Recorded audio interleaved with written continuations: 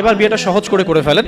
করার পর স্বামী স্ত্রী তাদের মধ্যে যে সম্পর্কটা, এই সম্পর্কটা শুরু হবে 2 রাকাত সালাত থেকে। প্রথম রাতে 2 রাকাত সালাত পড়ে নেবেন ওযু অবস্থায়, সালাত পড়ে ডিসকাস করবেন জীবনের উদ্দেশ্যগুলো সম্পর্কে। ফ্যান্টাসির কারণে এমন কিছু করে যায় না প্রথমে যাতে করে সে আবার আতঙ্কিত হয়ে পড়ে।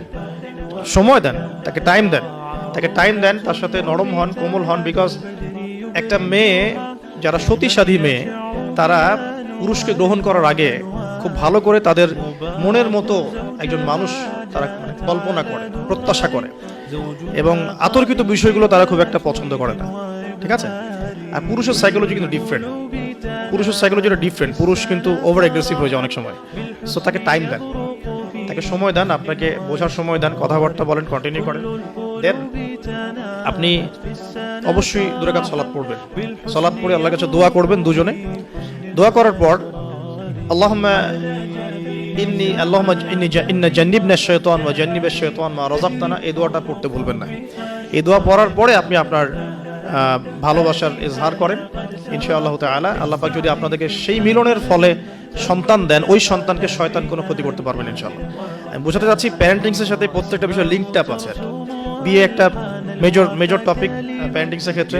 আপনার এনভায়রনমেন্ট, আপনার স্বামী স্ত্রী আন্ডারস্ট্যান্ডিং, এই যে মিলনের সময় দোয়া পড়া, এবং এরপর দেখা গেল যে এক সময় আপনার স্ত্রী কনসিভ করলো বা সে গর্ভবতী হয়েছে। এখন আপনার উপর রেসপন্সিবিলিটি বেড়েছে।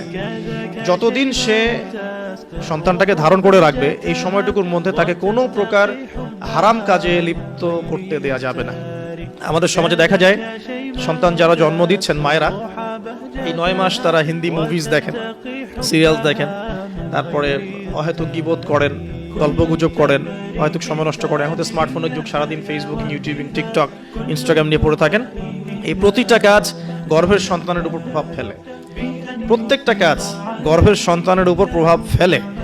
ইভেন মায়ের যদি মন খারাপ থাকে, বাচ্চা ভিতরে কষ্ট পায়।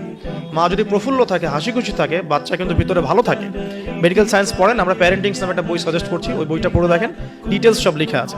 তো মায়ের এখানে সময় কাটানোটা খুব ইম্পর্টেন্ট। কিভাবে আমরা সময় কাটাচ্ছি?